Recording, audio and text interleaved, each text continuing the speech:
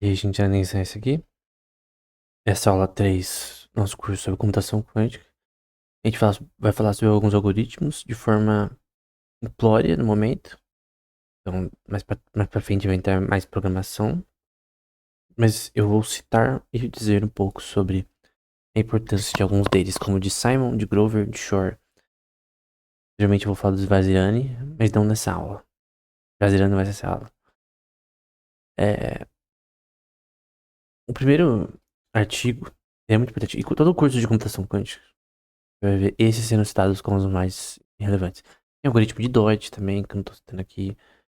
Eu já falei sobre o artigo do Dodge na última aula, mas tem o do Dodge Vazirani. Tem vários artigos e algoritmos que são relevantes. Mas eu vou começar com o de Simon, Daniel Simon. Um artigo de alguém da Microsoft na época ainda. Muitos desses artigos vão ser ou da Microsoft ou da IBM. Até porque, historicamente, a gente tá falando de 1997, anos 80 e 90. Estavam no auge ali. A pesquisa acadêmica no tema. Em vários temas. E eles investiam sempre bastante em pesquisa acadêmica, né? E, normalmente, a minha noção de tudo que eu aprendi do algoritmo de Jimmy Simon é que ele mostrava principalmente as prioridades da computação quântica da clássica, mas não necessariamente. Ele vai dizer, por exemplo, nesse artigo, apresentamos um algoritmo, tempo polinomial, que significa que é rápido, esperado para um computador quântico, e distingue entre duas classes razoavelmente naturais de funções computáveis nesse mesmo tempo. E é dado como um XOR mask invariance. Então, esse é o nome do problema. Esse é um problema computacional que esse sistema quer resolver. Então, você tem um conjunto numérico, uma função f, que projeta no índice m, com m sendo igual ou maior que n. E dado S, se existe uma string, né, não trivial, S de tamanho n, tal que para todo x, diferente de x prime, que vai ser o próximo, vai ter essa função aqui, que vai lidar com esse, no fim, com esse x XOR S. Esse símbolo que parece como se fosse é um círculo com uma cruz no meio, chama de XOR. Uma porta lógica, por exemplo, é, é bem mais simples do que parece. Então, esse é o problema que o algoritmo de Simon quer resolver. Você pode resolver de vários problemas, várias formas. Você pode usar computação clássica, você pode usar, hoje em dia, computação neuromórfica, você pode usar diversos tipos de modelos computacionais para você resolver esse problema. O algoritmo, ele performa uma transformação descrita acima, só que eu não tô pegando, de uma string de n zeros, produzindo por essa equação aqui, computando f, que é a função em si, computando a resposta x e assim produzindo essa função aqui. E o passo 3, performar f em x, produzindo essa função. O ponto é que esse algoritmo você poderia testar em qualquer tipo de modelo. Por exemplo, computação neuromórfica, que é uma coisa mais atual, não era da época. Computação neuromórfica, computação clássica, que é tradicional, de von Neumann. E agora na quântica. E vários problemas, tipo, N problemas computacionais, sei lá. O problema do caixeiro viajante, o Trivial Salesman. O problema SIT, o Tri-SIT, que é um problema em relação à lógica booleana. Vários desses problemas você pode resolver de várias formas. Diversos tipos de algoritmos. O ponto é, esse algoritmo, ele é feito para ser performado por um computador quântico. Ele é superior a um clássico. Nesse problema, o chamado XOR Mask Invariance. O que você tem que lembrar é isso. Nesse problema específico, problema computacional específico, com características computacionais específicas. Por exemplo, no contexto do Trivial Salesman, no TRISIT, no Graphic Coloring, que também é um problema computacional bem difícil, são problemas similares, são problemas de teoria dos grafos. São problemas muito similares. O caminho de Hamilton também, são problemas similares. E aí você descobriu o algoritmo que resolve esse problema melhor. Qual o modelo de computação que ganha? A resposta, ela é. Ela tira um pouco um hype. Não é que a computação quântica vence a clássica em tudo. A supremacia quântica, normalmente é chamada pelo John Preskill, principalmente. Embora ele, com esse termo, não necessariamente diga que é em todos os problemas inimagináveis, né? Mas em alguns momentos, sim.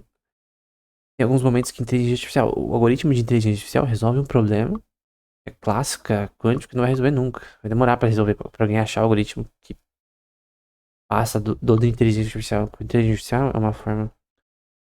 É um algoritmo, né? Que usa uma forma diferente de. É quase. É, totalmente diferente de você criar um algoritmo estático normal, em que o sistema se atualiza sozinho, calculando o gradiente, né? Então, é uma forma de. Um algoritmo diferente. E é uma computação clássica, né? Embora tenha computação quântica de inteligência artificial também. Quanto machine learning, né? Mas não é tudo o que as pessoas dizem, não. Alguns problemas talvez seja útil, outros não.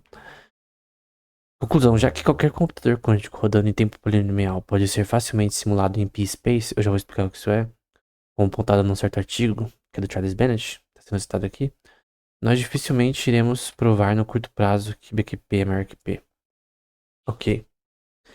Aí você deve estar pensando, o que é BQP e o que é P?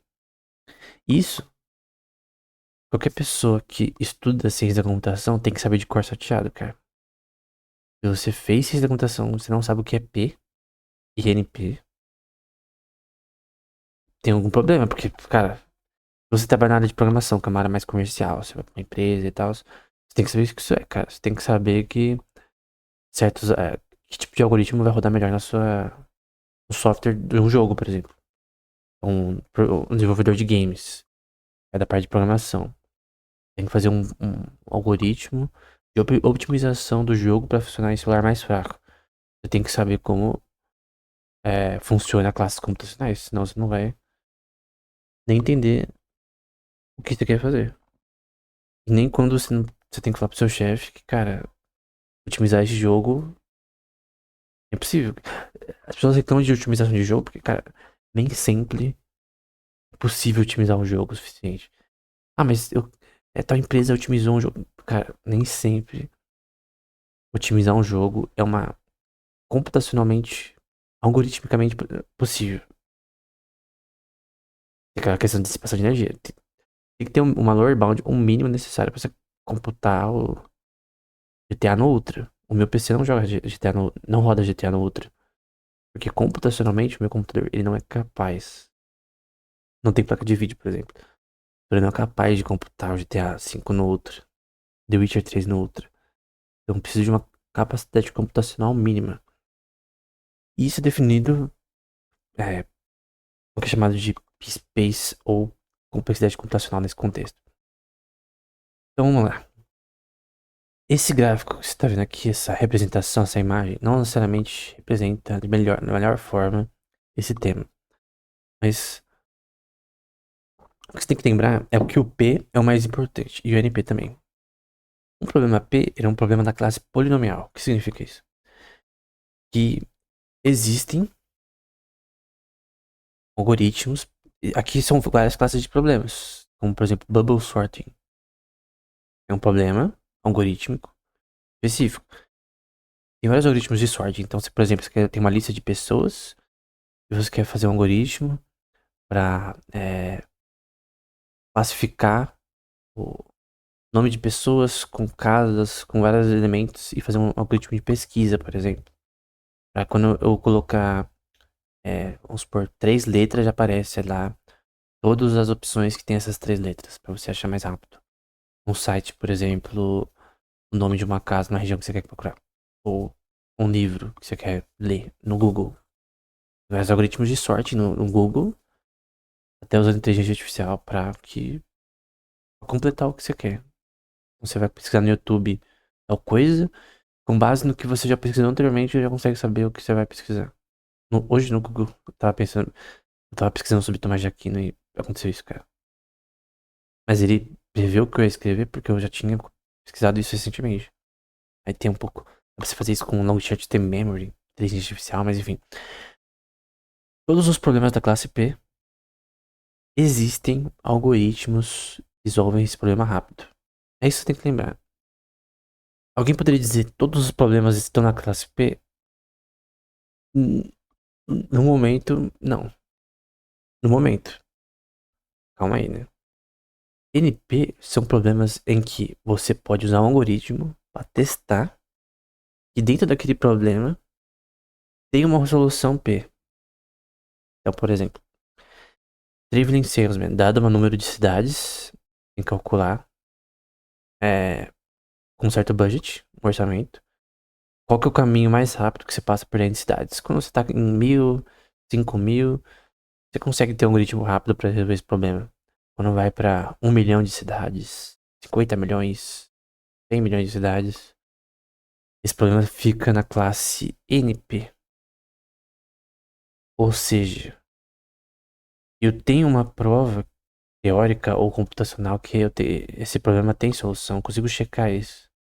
Mas eu não sei qual algoritmo, eu não tenho nas minhas mãos. O algoritmo é uma estrutura lógica, matemática, proposicional. Eu quero resolver um problema matemático. Posso querer resolver um problema de multiplicação, mas qual que é a forma mais eficiente de resolver esse problema, né? Então, na classe NP, eu tenho problemas, eu consigo checar que tem uma solução, mas eu não consigo resolver esse problema. Então, tem uma solução do Traveler Salesman das várias classes de problemas que estão no contexto da teoria dos gráficos. Os problemas da classe NP, eles são parecidos. Tem um curso na edX.org só sobre isso. Recomendo muito. Sobre classes computacionais. Fala sobre tudo isso e muito mais. Então, tem muitos problemas parecidos. E o grande pergunta que poderia ganhar o Turing Award para quem resolver é se P é igual a NP. Se todos os problemas da classe NP tem uma forma de ter um algoritmo que resolve aquele problema rápido. Por exemplo, você quebrar a criptografia da RSA. É possível fazer um algoritmo para quebrar em 5 minutos? Se você criar isso, você basicamente vai dominar o mundo, porque vai quebrar a criptografia de todo mundo. Mas P igual a NP, esse é um problema mais importante, talvez, da ciência da computação. Eu não sei a resposta, mas eu acredito que seja P igual a NP. Só que você tem outras classes também, como XP. Um problema XP é muito fácil de saber. 10º problema de Hilbert. Não tem como você fazer um programa para arbitrariamente resolver equações diferentinas de certo grau em números inteiros. É chamado de 10º problema de Hilbert. Tem muito a ver com metamatemática. Não tem como. Teoricamente, foi provado pelo Yuri Matsevich, ao menos até o momento. Ninguém desprovou a teoria. Que esse problema tá na classe XP. Ou seja, é difícil pra cacete. É isso.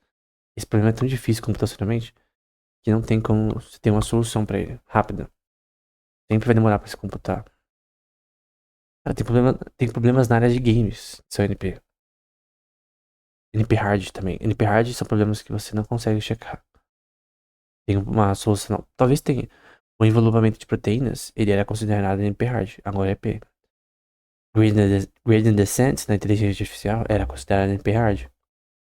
Não se sabia se poderia ser da classe P. Hoje é da classe P por quê? Porque o algoritmo de inteligência artificial. Na verdade, não. Um algoritmo chamado Backpropagation, entre outros, posteriormente, resolveram o problema. Não resolveram o problema, né? Eles conseguiram deixar o problema mais fácil de resolver, calculável, e depois foi melhorando, né? E Gradient Descent tem uma história bem grande, assim. Só que o grande ponto aqui é que você tem classes de algoritmos. E aí a parte fica mais complexa, né? Aí eu não lembro de nada também. Tem ZPP, tem um monte de P, tem um monte de negócio. Dessa parte aqui, eu consigo lembrar do BPP, do P, do NP, do BQP. Tem o Post BQP, Post BPP. Não, você precisa decorar isso aqui. Quanto o Arthur Merlin. Não, acho que eu tô. Acho que é Merlin Arthur. MA aqui. Tem um monte de coisa. Você não precisa decorar isso aqui. Você tem que decorar o BPP. BQP. BQP é em relação a computação quântica. Acho que é Bounded Quantum Polynomial. É uma classe que pertence a problemas no contexto da computação quântica. E o BPP é com relação ao computador probabilístico que a gente viu com o Feynman, que é clássico. Aí tem a questão, o BQP tá dentro de P? Tem classes de problemas no contexto da computação quântica que são polinomiais. Tem uma velocidade polinomial neles, mas não necessariamente todos. Com certeza não todos. E você vê um overlap aqui também na classe NP. Então, tem problemas NP que a computação quântica não consegue resolver. Então,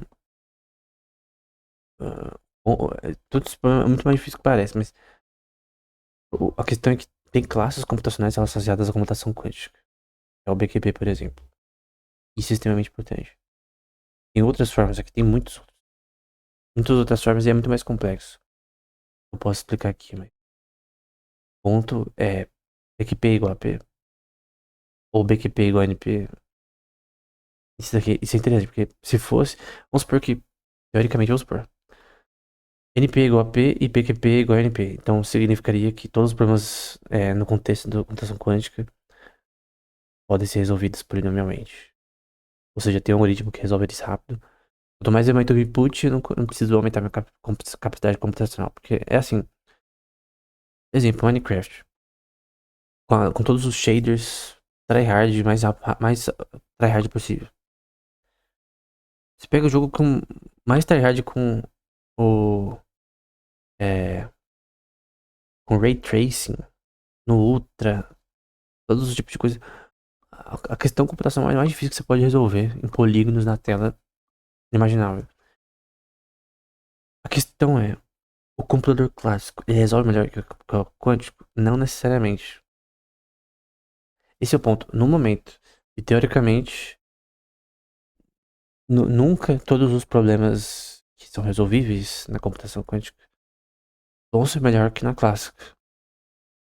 Então, quando alguém fala o hype, a computação quântica é melhor que a clássica, tem alguns problemas sim, por exemplo, em cálculo de é, certas questões de como, por exemplo, faturamento de números primos, o algoritmo de Grover para banco de dados é melhor que a clássica, teoricamente.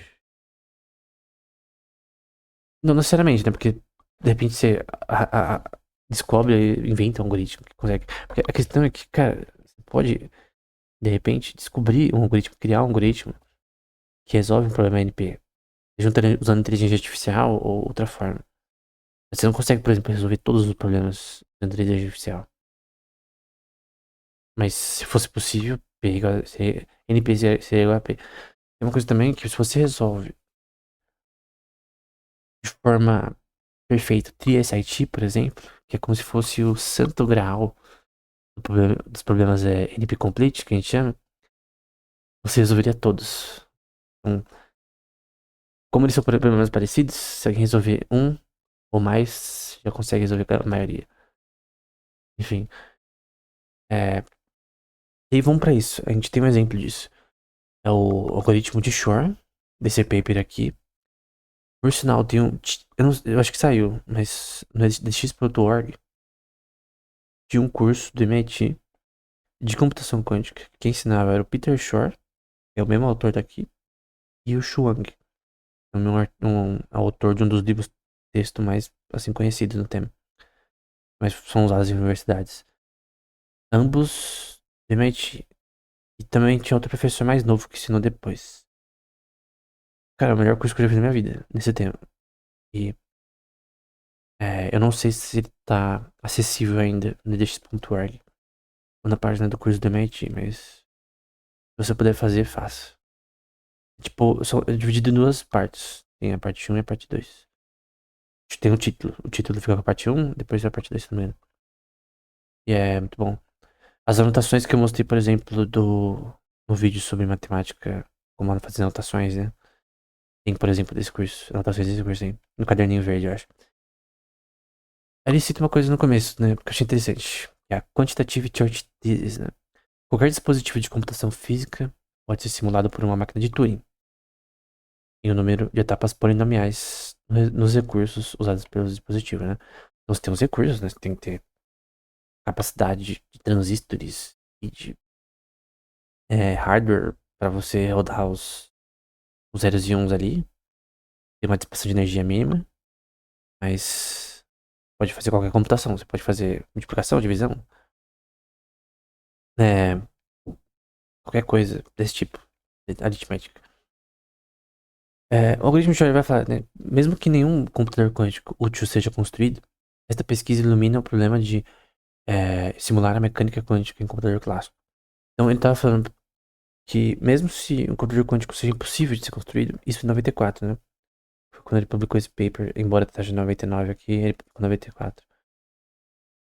A palestra dele, por exemplo, foi em 94. Até o Vaziriani, tô lembrando de cor aqui, o Vaziriani falando sobre como ele ouviu a palestra do Shor, aí ligou pra ele e falou, cara, muito da hora esse negócio aí, enfim. Realmente uma,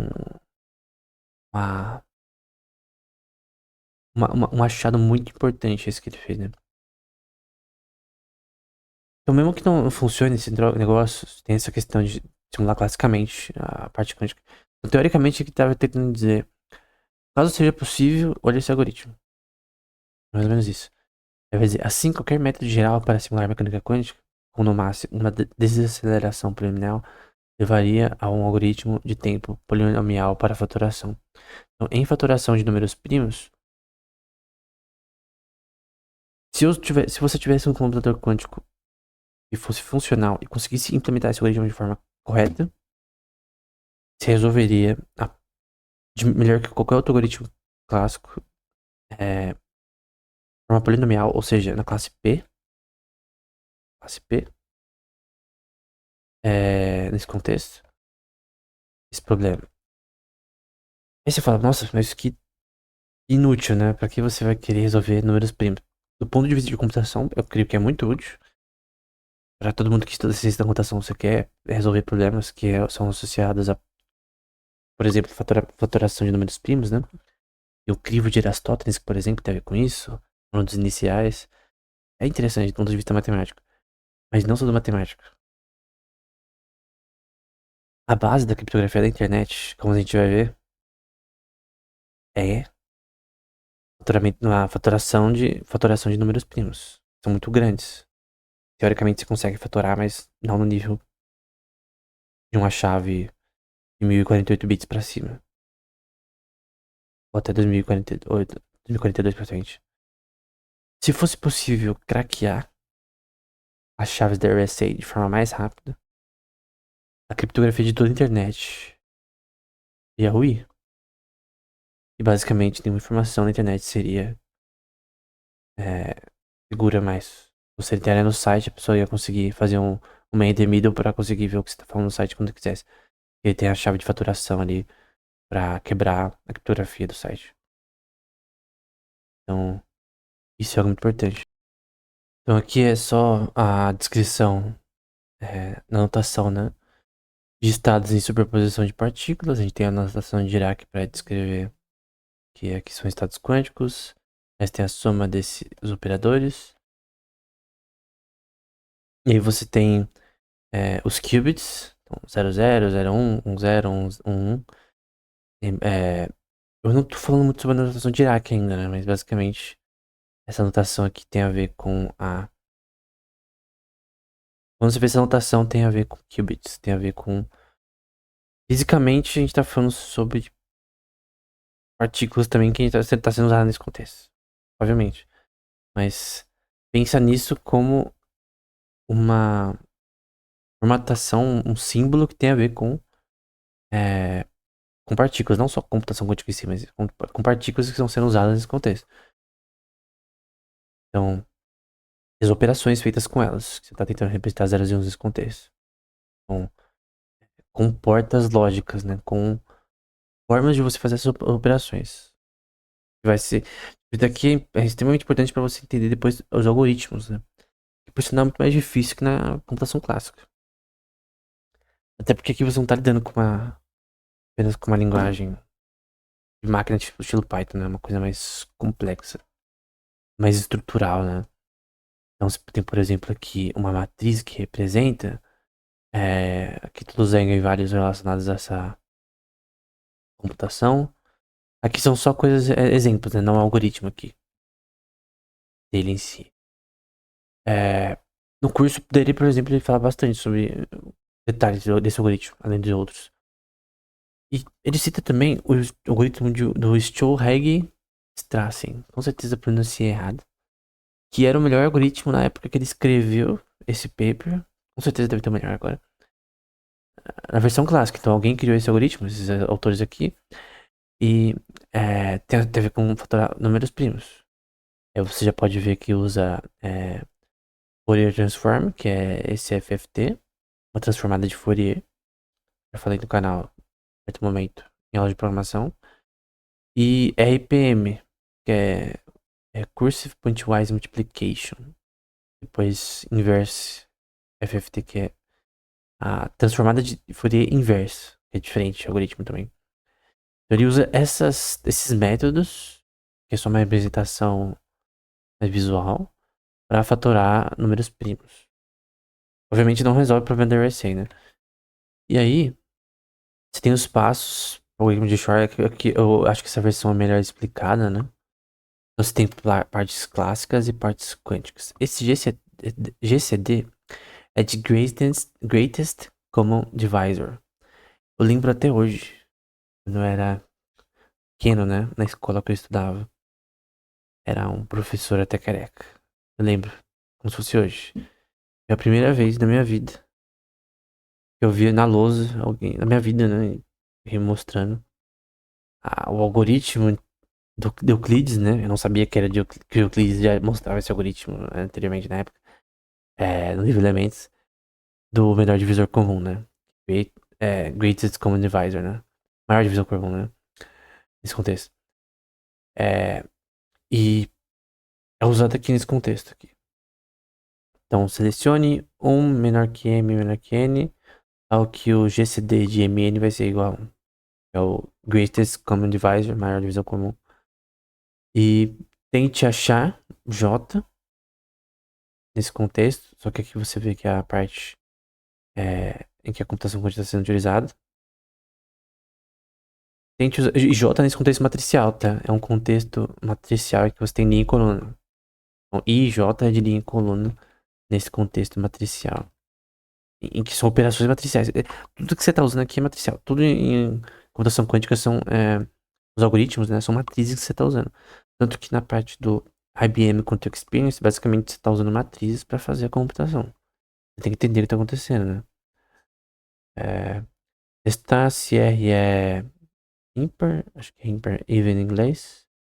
Aí você tem todo ver o mod m elevado a r dividido por 2 mod n é diferente de 1 mod n, enfim.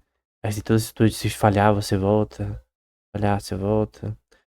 Nessa parte, se falhar você já vai, volta pra cá. Falhar nessa parte você volta tudo. Até que você ache o...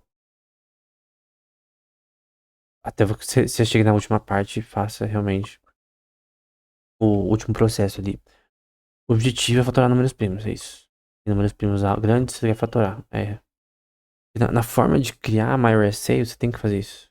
Tem que escolher lá os números que você vai usar. São 2 números que você escolhe para você gerar lá o necessário para criação da chave. Quando você cria RSA na parte de programação, é claro, criação do número primo que você vai criar.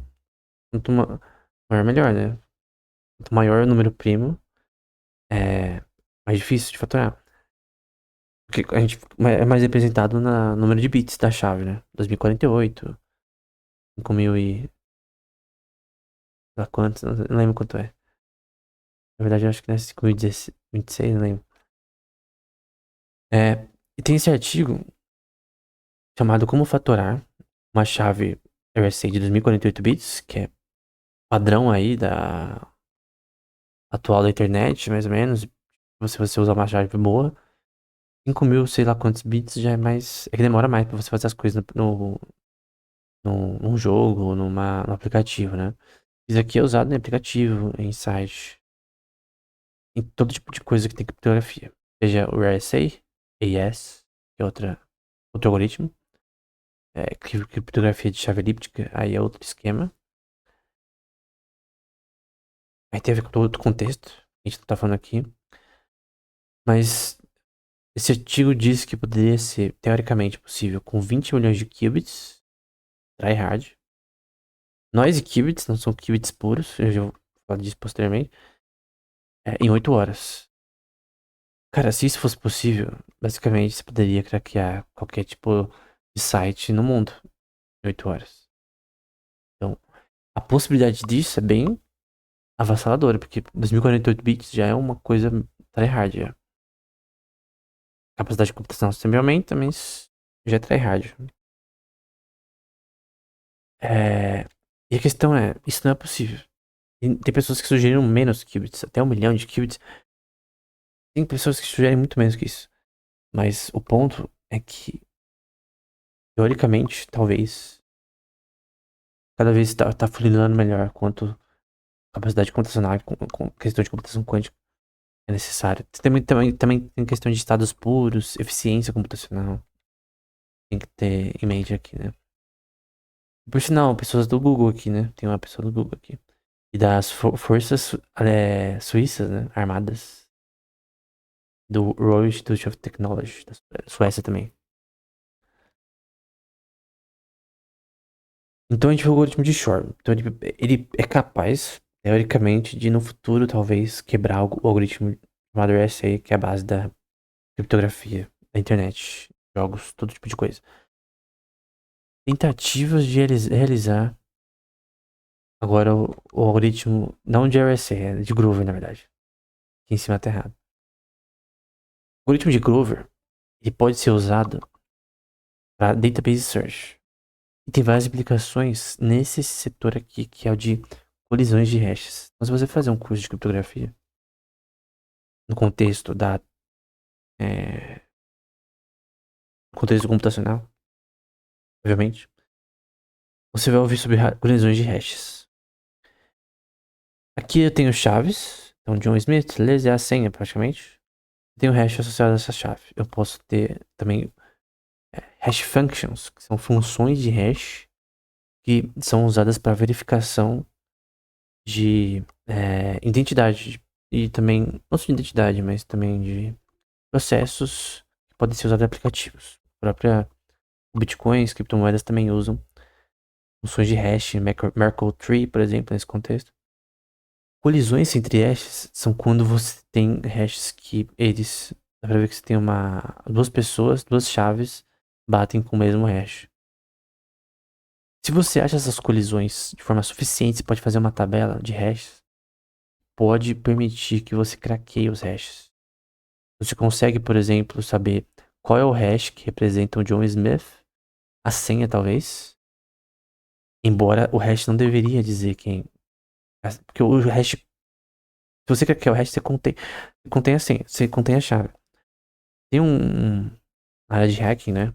De segurança de informação, tem um programa chamado Mimikatz, que e também tem o Jody Reaper. E o SHA-1, por exemplo, ele já foi craqueado. Ele é uma forma de hash. Ela tá antiquada porque ele foi craqueado. Então tem algoritmos que craqueiam ele rápido.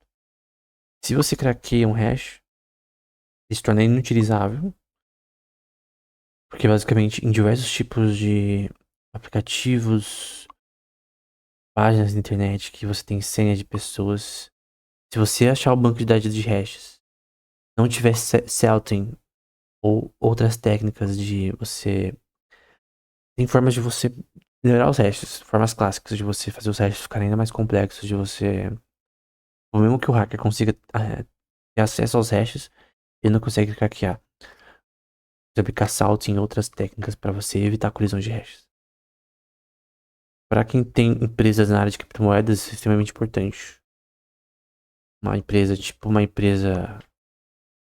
Binance da vida, ela tem que ter formas de proteger contra colisões de hashes. É que eu lembro de Core Assault, mas tem várias outras. Você pode usar pra... Mesmo se o cara criar seu hash, ele não vai recuperar a senha da pessoa, da criptomoeda lá dele. Então, tipo, o hash que determina a conta da pessoa, a senha da pessoa, a identidade da pessoa no contexto da criptomoeda. Enfim, eu já vi uma notícia, eu não vou conseguir achar ela, mas no Canadá, de uma empresa, que hackearam os hashes dos clientes, eram associados aos clientes, mas eles aplicaram as formas de proteção corretas e não foi craqueado. Mas o ponto é, isso aqui é um problema computacional. E quanto melhor for o meu algoritmo, que não é questão de capacidade computacional, mas algoritmo. Quanto melhor meu algoritmo, mais fácil, com mais facilidade eu vou resolver esse problema. Eu não achei o artigo que eu queria, o artigo que eu cito normalmente é outro, mas esse artigo aqui é um exemplo. É, até de um membro da Mitre Corporation, que é associada à segurança da informação, que é aplicando o algoritmo de Grover em funções de hash. Por quê? Database Search é basicamente para você achar coisas em banco de dados. Muito importante. Só que imagina você tem um banco de dados de hashes e você tentar achar colisões. Então tem um banco de dados, tem as chaves que não podem ser descobertas, os hashes. O hash é para esconder identidade. Não da pessoa, mas de processos associados à identificação em software de pagamentos. Seja a identidade no Tor, por exemplo. Se você usa o algoritmo de Grover, ele tem uma velocidade logarítmica melhor do que a computação clássica, por isso que é muito mais rápido. Por questão de usar a computação quântica, e se a classe BQP, basicamente você consegue, teoricamente, quebrar os hashes mais recentes. Talvez até o hash SHA-3, por exemplo. Se você faz isso, então, por exemplo, um algoritmo de Shor e craqueia RSA. Vamos supor que tudo isso aconteceu ao mesmo tempo. Um gênio veio aí e conseguiu fazer isso aí. O conhecimento que Deus nos dá, né? É uma coisa boa achar também.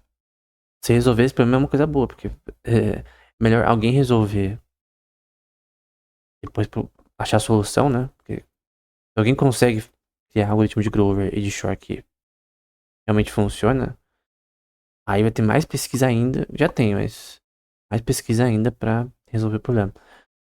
Vamos supor que achou é, tanto de Grover quanto de Shor uma forma de fazer ele funcionar, os dois. Craqueia tudo que craquear.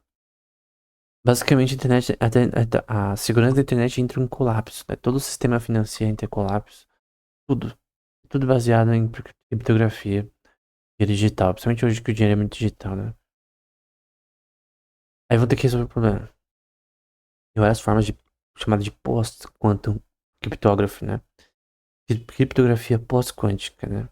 Criptografia após a vinda de computadores quânticos. E usa o algoritmo de Shor e usa o algoritmo de Grover para fazer o que computadores clássicos não poderiam.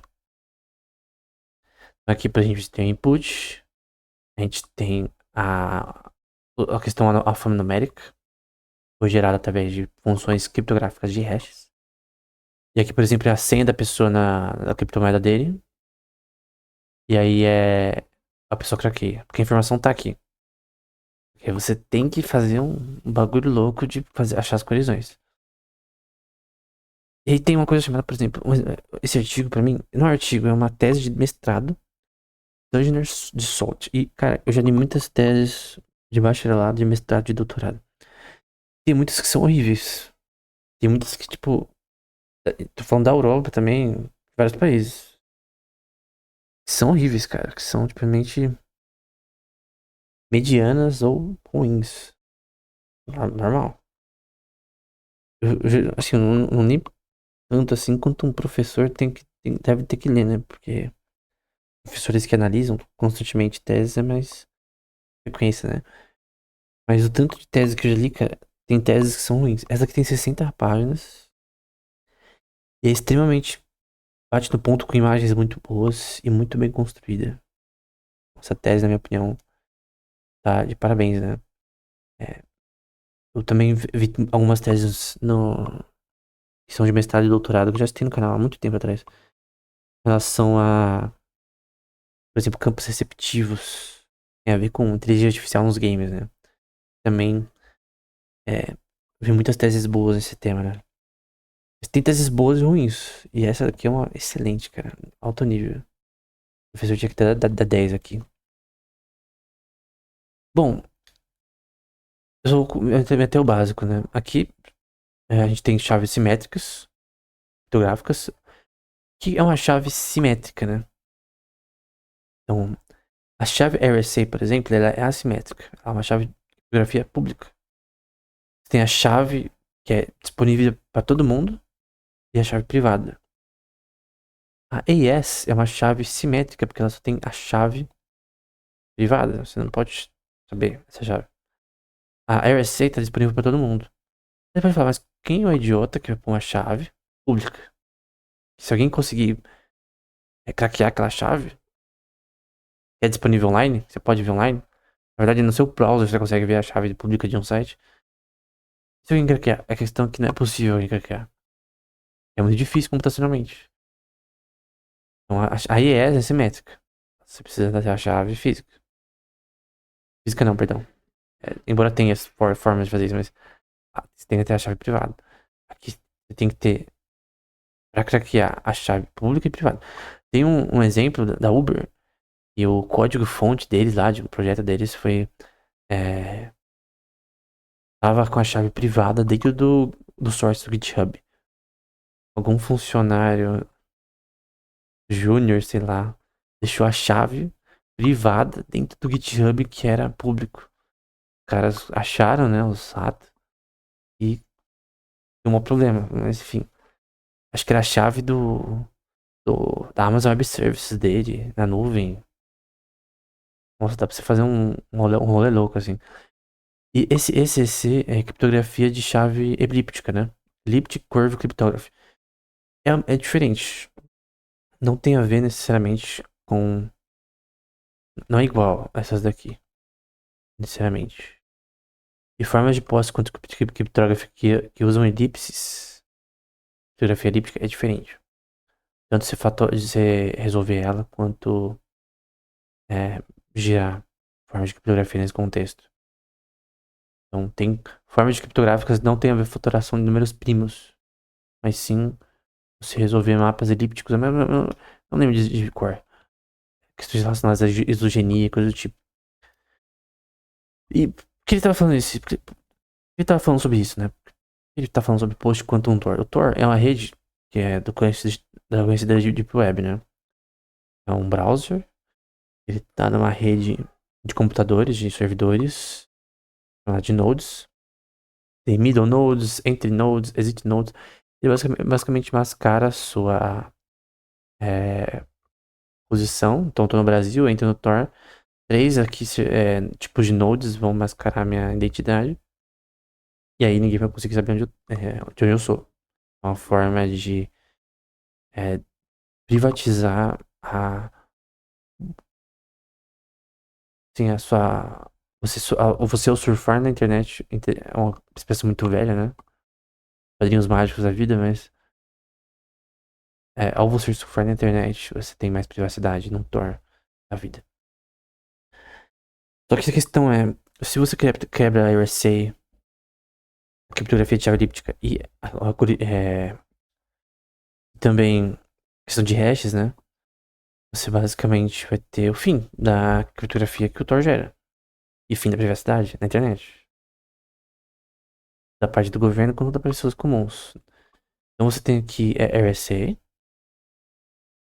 Tem algumas versões de criptografia específicas e as funções delas, né? A RSA, por exemplo, fazer identidade para documentos, certificados, questões de aplicativos, negócios financeiros. Estabelecer TLS, que é com relação a handshake ali de. TLS é o Time to Live, na verdade, né? Tudo com relação a conexões na internet, handshakes aqui, a conexão de você acessar um site, tudo os passos para você acessar um site. Então, tem várias coisas aqui, né? No Tor, essa daqui, por exemplo, é associada à autenticação de handshakes. Quando você acessa o Tor, tem todo o processo. Se você não sabe o que é handshake, eu te recomendo ver um pouco de networking básico, né? Tem cursos básicos de networking de redes, né? E é bem mais simples do que parece. Bom, problemas a serem resolvidos, né? É uma realidade. Toda que a internet, sistema financeiro global, que é com base em digital, coisas do tipo serem totalmente destruídas essa criptografia? Não. Quantos anos para isso acontecer? Não sei. Tá tendo pesquisa ainda muito tryhard nos Estados Unidos sobre criptografia pós-quântica. Quando isso vai ser útil? Não sei, mas quais são os problemas a serem resolvidos na computação quântica, né? Primeiro, decoerência, interferências do ambiente no computador, sistemas de correção de erros, tem pessoas usando inteligência artificial para isso também. É um problema que não tem na computação clássica, né? Foi resolvido rapidamente. Você tem erros que vai ter no processador, que aí buga tudo. Não tem erros ainda, né? Tem sistemas operacionais, mas na computação quântica tem muito mais ainda. Quanto ao memory, que eu falei que você precisa de uma memória RAM quântica, aí você tem que armazenar os estados dos sistemas, mas a decoerência atrapalha isso aí. Tem a questão de BQP ser igual a BPP, em relação à computação clássica. Esses problemas da computação clássica é chamado de computação probabilística, né? É igual a BQP, ou o BQP é maior que BPP no sentido de que ele é mais computacionalmente é, apropriado para resolver problemas da classe NP, enfim. Esse termo aqui não tá correto, tá? Mas só usei pra exemplificar, né? Só um questionamento.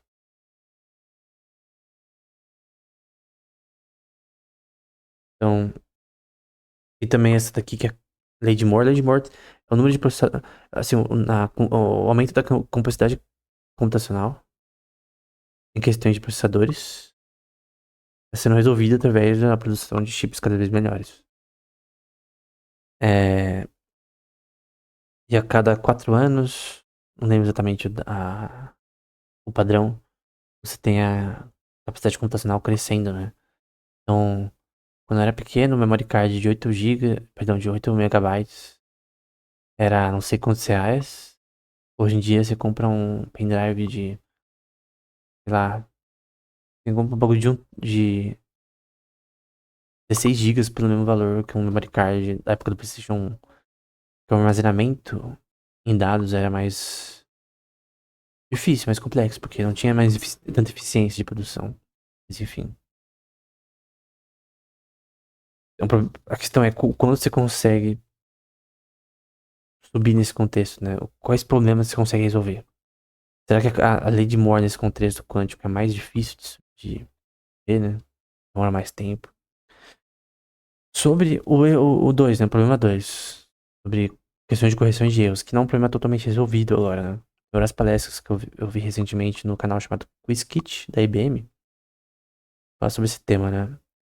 Então é um paper do Calderbank, do Peter Shor, sobre algoritmos de correção de erros. Tem pessoas que pensavam que era impossível, usando o que é chamado Hamming Distance, né? Então, enquanto as melhores implementações experimentais de portas quânticas realizadas até agora têm menos de 90% de precisão, a precisão necessária para a faturação de números grandes o suficiente para serem difíceis, computadores convencionais parecem estar mais próximas de uma parte em bilhões. E isso muito mais hoje, daqui a 96. Em 2025, cada vez mais a eficiência em computação quântica tem aumentado. Várias formas de computação diferentes, topológico quanto computing, lattice quanto computing.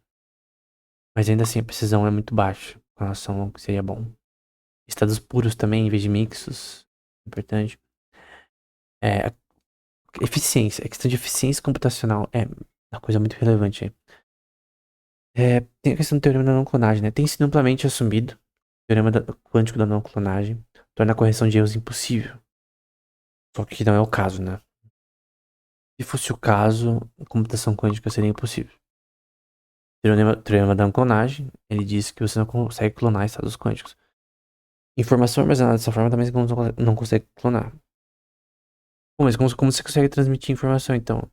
Tem uma coisa chamada Quantum Teleportation, em que você destrói o qubit da informação ao ser enviado e recria ele pro JTB. Só que você não consegue clonar, você não consegue fazer um Ctrl+C. Você não consegue, entre aspas, né? Você não consegue repetir um sinal, o mesmo sinal. Vai repetir o sinal, não vai dar certo.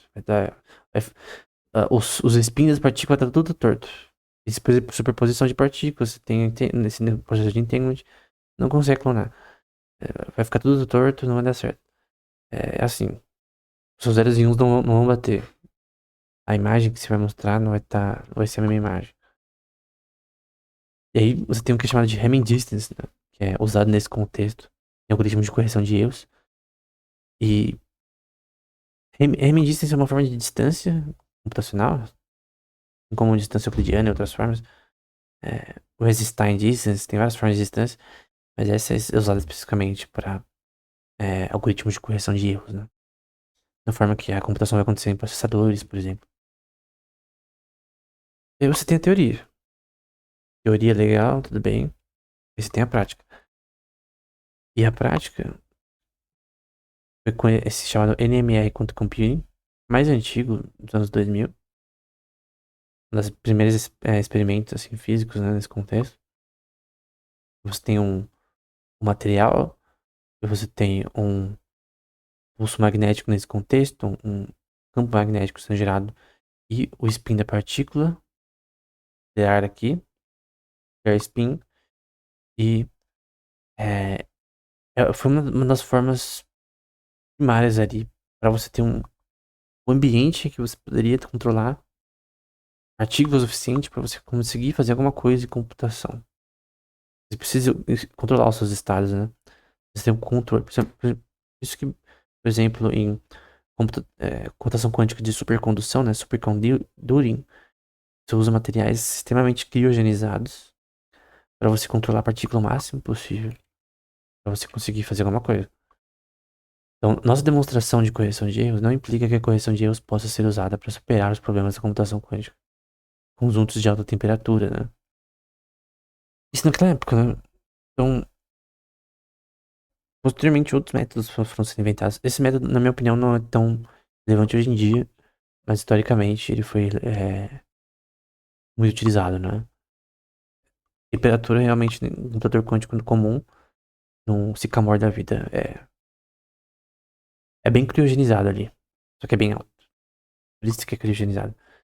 Se alguém deseja usar a correção de erros, um problema ainda maior é encontrado. Os estados iniciais das auxiliares azul, acho que é ancilas aqui. As ancilas usadas para cada ciclo de codificação e decodificação deve ser puro. Então, essa pureza de estados é uma coisa que sempre que você tem que entender, porque aí tem a ver com não só computação, mas com física quântica em si. E a diferença entre estados mixtos e estados puros. Uma grande diferença. Sobre. Eu não lembro o nome exatamente. Tem um nome pra isso. Eu vou tentar citar conceptualmente pelo que eu lembro. Você tem que ter pureza para ter eficiência nesse contexto. Então, e a pureza no sentido não só de você anular a decoerência o máximo possível, isolar o sistema no laboratório, coisa do tipo. Não ter nenhuma referência aí, noise, né, que é chamado. Mas você tem que ter o máximo de controle desse sistema,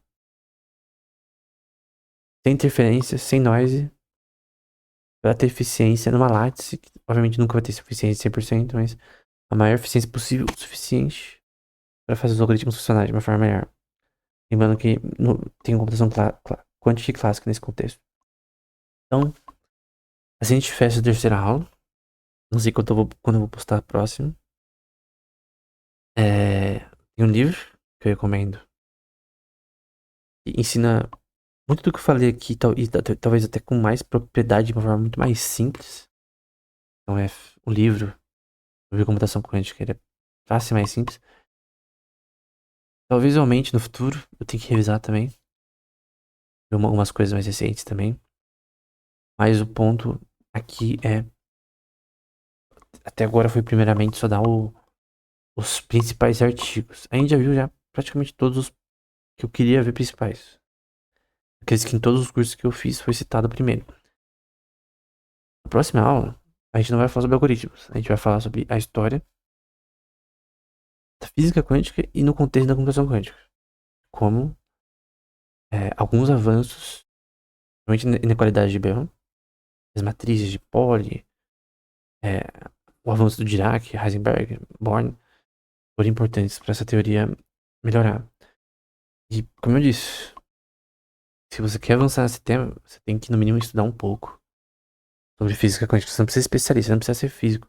Você precisa entender o básico, intermediário, para poder seguir somente artigos nesse tema. Não era isso?